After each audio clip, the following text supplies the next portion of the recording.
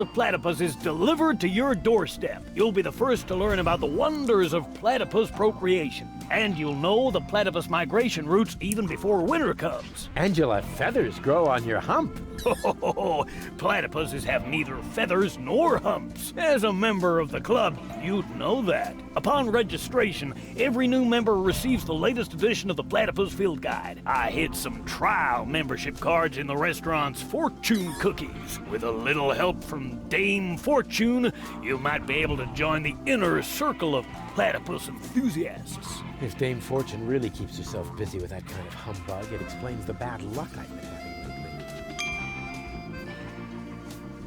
lately. What else can you tell me about platypuses? Quite a lot, but that would take all day. And nobody wants that. If you were a member of the Platypus Club, you would be issued with a Platypus Field Guide. You could look it all up for yourself then. Ah, yes. Life could be so beautiful. Grab a bus, Yes, I will, Ducky Bill. This screen carries fond memories of my whole team.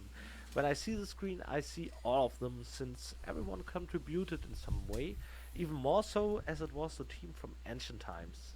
Of course, I see Micha, who did the background, I see the animators, the scripters, and also some folks who really stand out, since they did things that actually weren't even their job on this project. I see Dome there, for example, who sadly left the company some time ago, but back then he worked in the marketing department, and he's also the cousin of Marco Hüllen, who did The Whispered World. He was with us and did the marketing gig for several years, and he came up with the most ludicrous ideas, many of too far out even for our games, if we didn't want any trouble with the law, that is. But he was the one who said, Pokey, you need to get that platypus trapper in there. And so I got that platypus trapper in there. He said, get me that platypus trapper, when he heard we did something with platypuses, and I was happy to oblige. Another person of interest tightly connected to Deponia is the spiritual leader of our animators, Gunnar Bergman. He's part-time lead animator of Deponia and Harvey's New Eyes, and I say part-time because Simone, in her position of art directress designate, took on that job herself from time to time, but each time when time got in her way, or when she wanted to draw, Gunnar took the wheel. He didn't draw much himself later on, but instead was busy showing the ropes to the trainees or freelancers.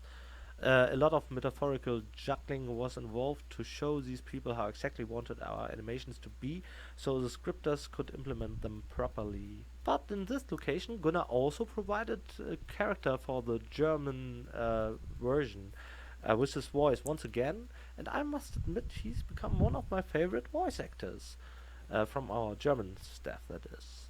We gave it a try back then, way back then. I think the first time was for a picture puzzle game, probably one of those Shakespeare games we did or something. Ever since we cast him for one or the other character.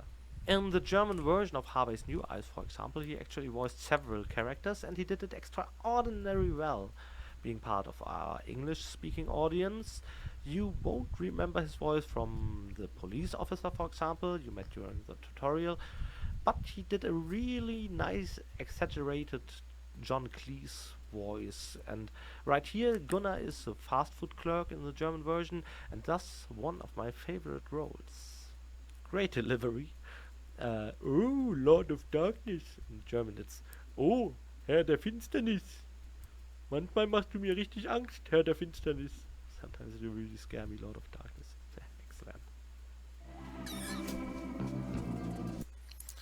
That was a buttload of talking.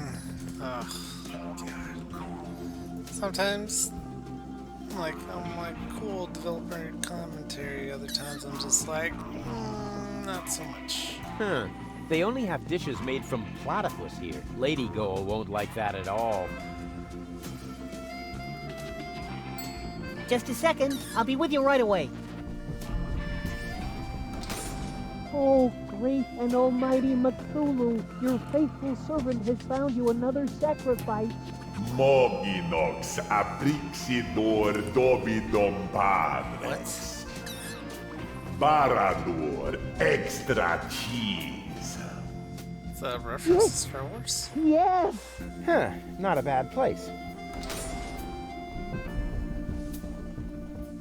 Here I am. Please excuse the delay. No problem. How can I help you? So, what have you got? Well, the dinner menu applies for the restaurant. Here at the takeout counter, we mainly serve platypus burgers. I hope they're not too greasy. I would hate to ruin my perfect body. Oh, in that case, I'd better ask.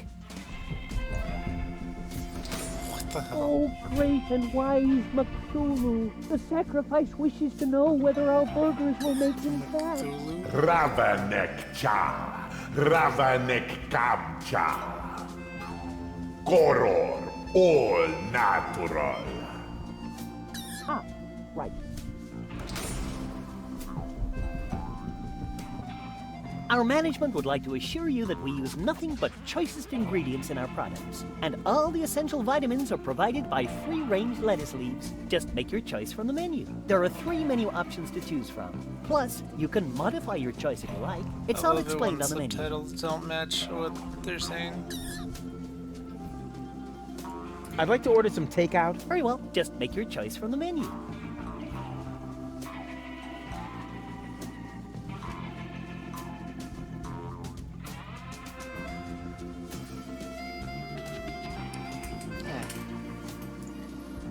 Let's see.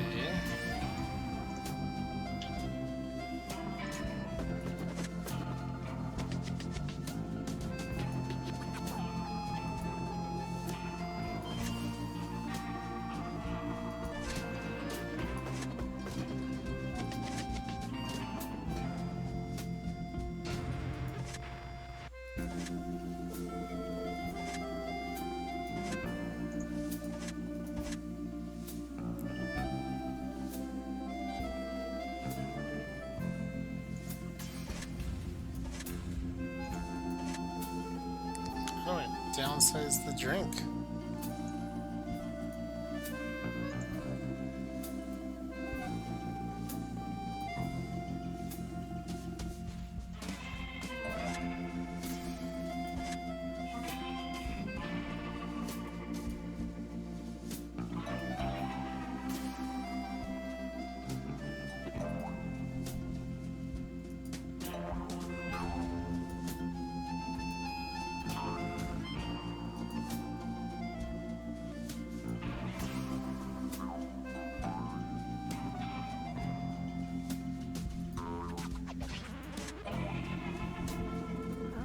Don't know if I mentioned that, but I like mini games. This minigame has a long history. It was even part of the production process before we actually started working on Deponia 1, if I'm not mistaken. Back then, and I hope I won't do somebody wrong here, it was Ulf who worked on the first draft. Yes, Ulf is a German name. He's a colleague who was on the team, but unfortunately only for a very short time. Unfortunately is, indeed, since interesting. he was one of us, one of the Dalek with heart and soul. The minigame story, though, begins even before that. I had, as many wannabe writers tend to, a folder on my hard drive that contained a dozen or more or less brilliant ideas for movie screenplays. Or at least rough drafts of screenplays written right from my brain on paper, or rather into a Word document. Some of those screenplays were really promising, and while most of them didn't get far, some of them almost made it to the finish line. The idea, however, that somebody comes into a fast food restaurant and by shrewdly manipulating and combining special offers walks away with a meal yet not paying 1 cent originates from a screenplay I wrote, and that screenplay was called The Night of False Idols. That was also about So I have clones, to get by the way, away some sort without of having road to movie, pay. though featuring 2 morticians who drive around with the clones of Elvis and Jesus in their trunk. I don't think I'll ever finish the script, but basically it was a cool idea.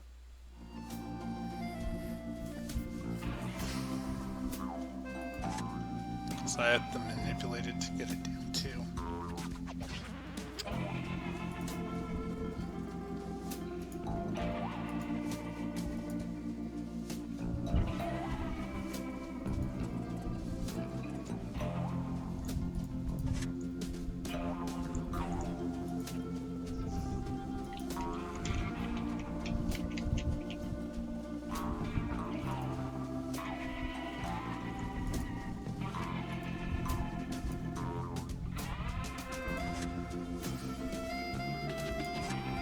no matter what, these are gonna be the bases. I need fortune cookie. So I just need one, so I start off with 2.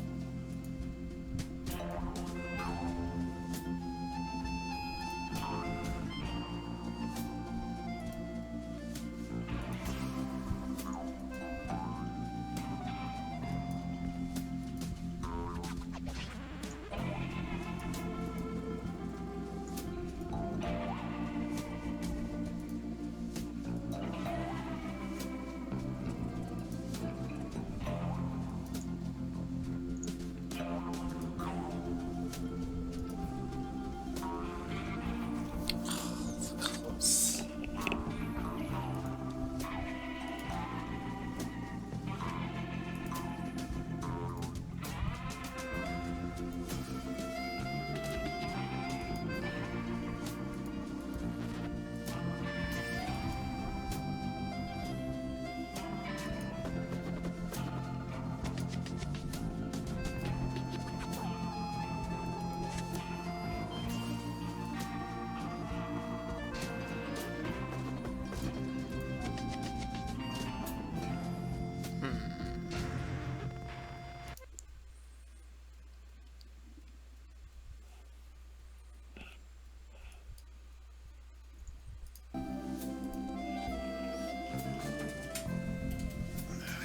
I need to start off with a fortune cookie, because I need the fortune cookie.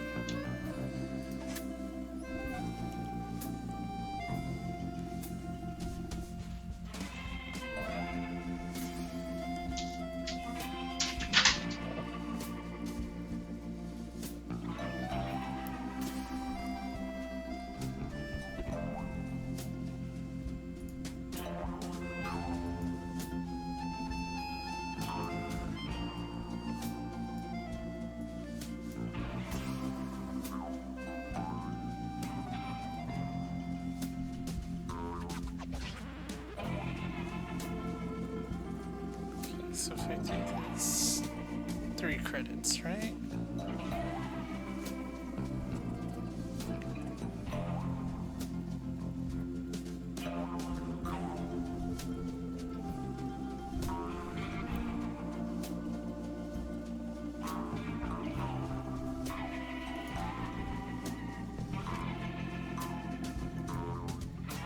So now I've got 2 large drinks.